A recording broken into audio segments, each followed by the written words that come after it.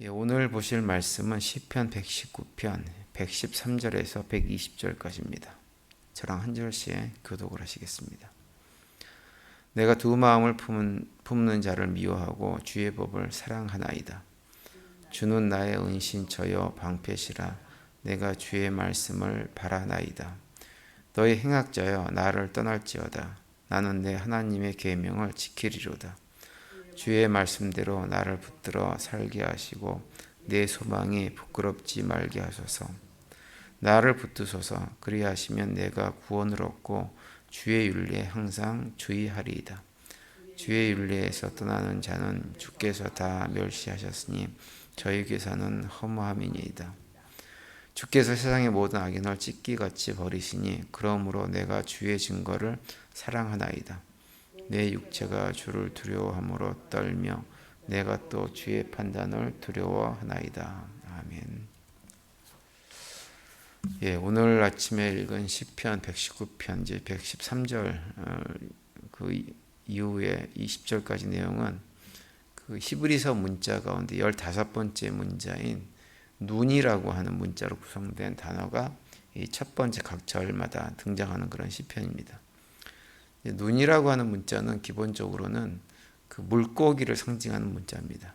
그런데 이제 그 물고기를 상징하는 문자가 어떤 의미를 가지고 있냐면 어떤 방향을 전환하는 것, 또는 새로운 통로, 뭐 이런 의미를 가지고 있는 문자예요.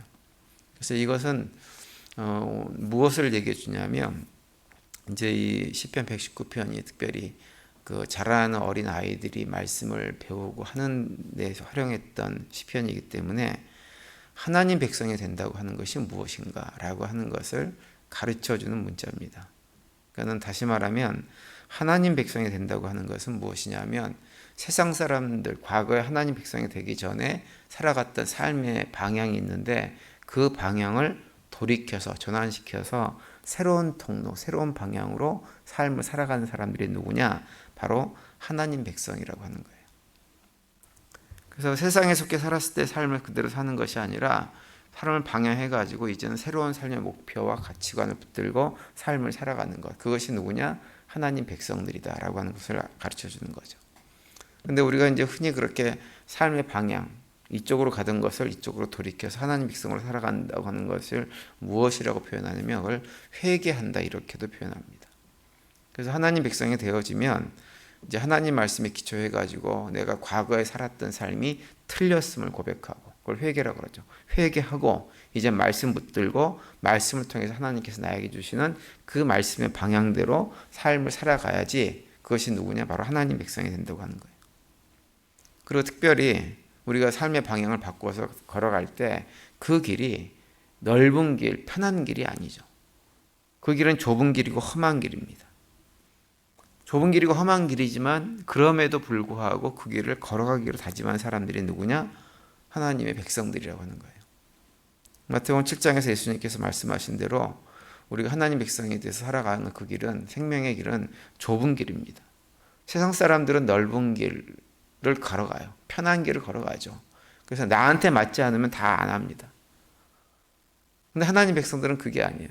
하나님의 말씀에 따라 살아가는 길이 불편하기도 하고 어렵기도 하고 힘들기도 하지만 그 길을 걸어가는 거예요. 왜 거기를 걸어가느냐? 그 길이 우리로 하여금 참된 생명을 가져다 주는 길이라고 하는 것을 알기 때문에.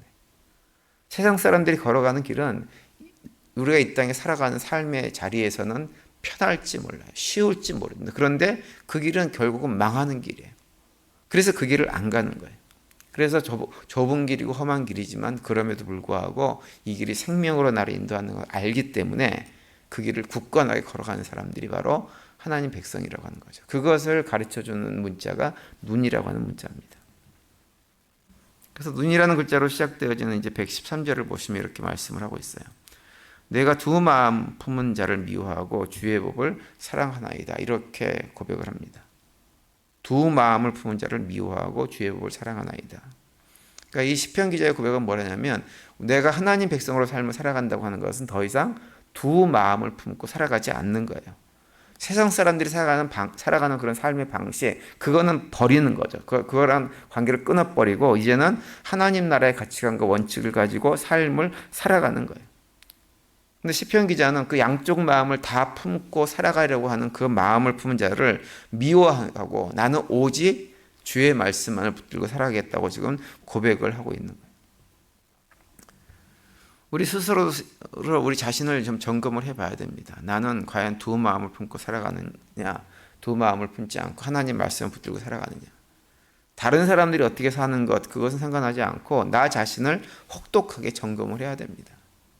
하나님 말씀을 붙들고 하나님 말씀만을 바라보고 삶을 살아가는 것이 생명의 길이라고 나는 확실하게 믿고 있는가, 우리 스스로 점검을 해야 됩니다.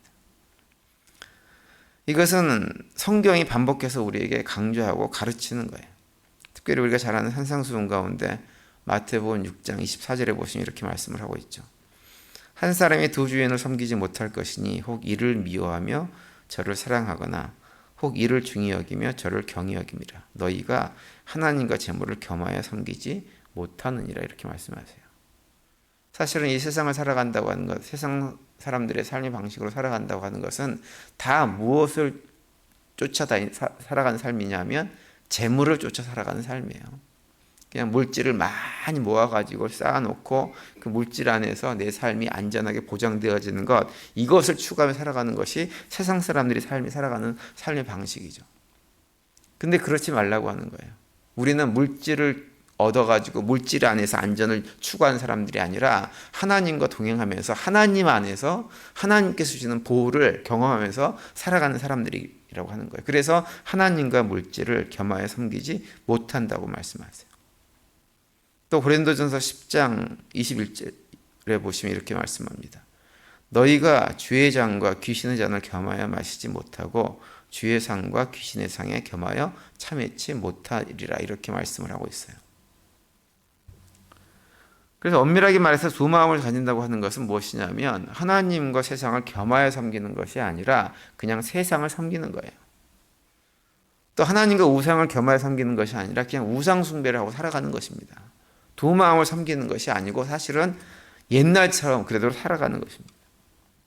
그래서 오늘 본문에서 시편 기자는 113절에서 내가 두 마음을 품은 자를 미워하고 오직 주의 법만을 사랑하겠노라고 간증을 하면서 고백을 하면서 무엇에 대한 얘기를 하냐면 악인에 대한 언급을 합니다. 115절에서는 너희 행악자여 나를 떠날지어다 이렇게 선포하고 119절에서는 주께서 세상의 모든 악의를 찢기같이 버리시니라고 이렇게 선포를 합니다. 여기서 악인 행악자는 누구냐면 두 마음을 품고 살아가는 사람들이에요. 예전에도 한번 말씀드렸지만 그런 말이 있죠. 유유상종은 과학이다, 이런 표현이 있습니다.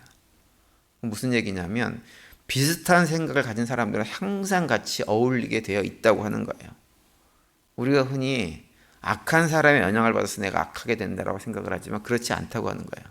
내가 악한 사람들하고 어울리는 이유는 무엇이냐? 내 심성 자체가 악하기 때문에 그들과 어울린다고 하는 거죠. 그래서 우리가 이렇게 가만히 봐가지고 내 주변에 이상하게 생각이 삐뚤어지고 신앙생활을 바르게 하지 않고 나로 하여금 신앙을 멀어지게 만드는 이런 유혹들을 자꾸 던지는 말들을 하고 나에게 그런 도전을 하는 사람이 있으면 그것은 그 사람을 문제 삼을 것이 아니라 자기 자신을 돌아봐야 돼요. 나한테 문제가 있기 때문에 그런 사람들이 내 주변에 모이는 거예요. 그럴 때 우리가 해야 될 것은 무엇이냐? 시편 기자 고백하는 대로 나를 떠날지어다 선포하고 관계를 하지 말아야 됩니다. 물론 안 할 수는 없어요. 그러나 가까이 하지 말아야 됩니다. 두 마음을 품고 사는 것은 우리가 우리의 소망을 온전히 하나님께 두고 살지 않는 거예요. 그래서 시편 기자는 자신의 마음이 오직 하나님 말씀을 붙들고 살아가게 되려고 강구를 합니다. 116절에 보시면 주의 말씀대로 나를 붙들어 살게 하시고 내 소망이 부끄럽지 말게 하소서, 이렇게 강구합니다. 오직 하나님에게만 소망을 두고 하나님만을 바라보고 한 마음으로 살아갈 수 있도록 자기를 붙들어 달라고 하는 거예요. 여기서 내 소망이 부끄럽게 말게 하소서라는 표현은 뭐냐면 자신이 붙들고 있는 하나님의 말씀이 언약대로 성취되는 소망을 표현하는 것이 아니에요. 여기서 말하는 소망은 무엇이냐면 하나님께서 주신 말씀이 성취될 것을 믿는 그 믿음이, 내가 가진 그 믿음이 흔들리지 않게 해달라고 하는 거예요. 언약이 성취되고 안 되고 이건 중요하지 않아요. 설령 성취되지 않는다고 하더라도 내가 끝까지 하나님 말씀만을 믿고 의지하는 삶을 살게 해달라고 하는 거죠.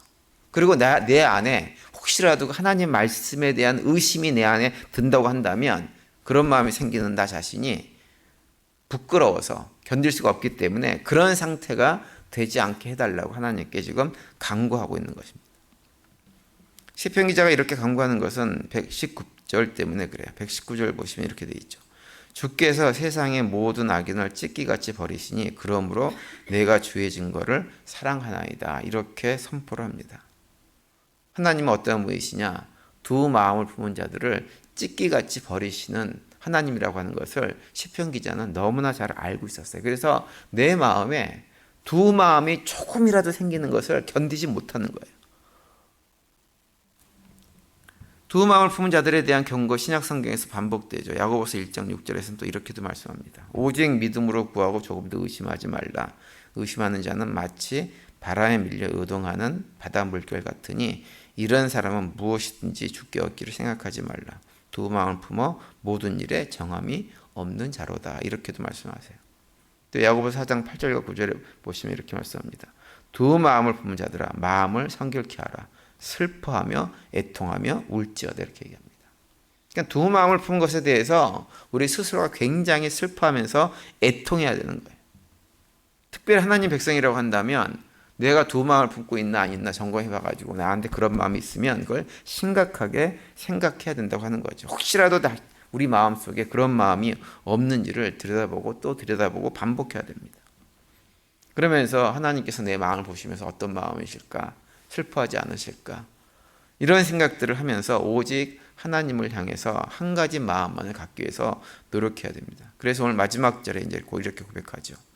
내 육체가 주를 두려워함으로 떨며 내가 또 주의 판단을 두려워하나이다. 이것이 우리가 가져야 될 마음이에요.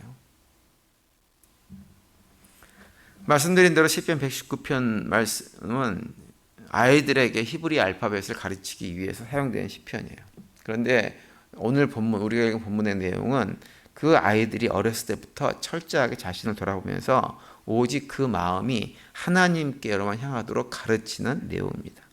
그리고 어릴 때부터 혹시라도 자기의 마음이 세상 사람들이 추구하는 잘못된 악한 것들의 마음을 품고 살아가면서 잘못해서 옛날 조상들이 그랬던 것처럼 우상 숭배하는 마음이 내 안에 없는지를 점검할 수 있도록 훈련시키기 위해서 오늘 본문이 기록되어져 있는 거예요. 에베소서 2장 8절에 보면 이런 말씀이 있습니다. 너희가 그 은혜를 인하여 믿음으로 말미암아 구원을 얻었나니 이것이 너희에게서 난 것이 아니요 하나님의 선물이다. 이렇게 말씀하세요. 성경은 우리가 믿음으로 구원 얻었다고 강조해서 말씀하죠. 그런데 그 믿음이 진짜인지 아닌지를 스스로 의심해 봐야 됩니다. 나는 무엇을 믿고 있는가? 성경도 반복해서 우리한테 우리의 믿음을 점검해 보라고 얘기를 합니다. 우리가 하나님을 믿는다고 하면서도 하나님을 믿지 못하고 잘못된 것, 세상적인 것을 믿고 살 때가 굉장히 많이 있어요. 그걸 의심해 보라고 하는 거예요. 고린도후서 3장 5절에서 그 말씀을 하고 있죠. 너희는 믿음 안에 있는가 너희 자신을 시험하고 너희 자신을 확증하라. 이렇게 말씀합니다. 끊임없이 자신을 시험하고 돌아봐가지고 내 마음속에 두 마음을 품고 있지 않은지를 점검해 나가라고 하는 거예요.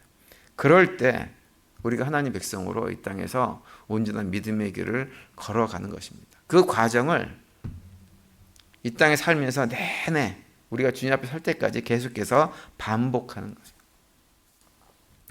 오늘 하루 우리 모두 살아가실 때 오늘 시편에서 시편 기자가 고백한 대로 우리 자신이 정말 두 마음을 품고 믿음의 길을 걸어가고 있는 것은 아닌지를 한번 스스로 점검해 보시기를 간절히 바랍니다. 그래서 우리의 마음이 두 마음이 되어져 가지고 이것도 아니고 저것도 아닌 신앙이 아니라 하나님께로만 향해서 참된 믿음의 길을 걸어가면서 그 가운데서 주님께 주시는 놀라운 은혜와 평강들을 누리며 살아가는 하루가 될 수 있게 되기를 간절히 축원을 드립니다.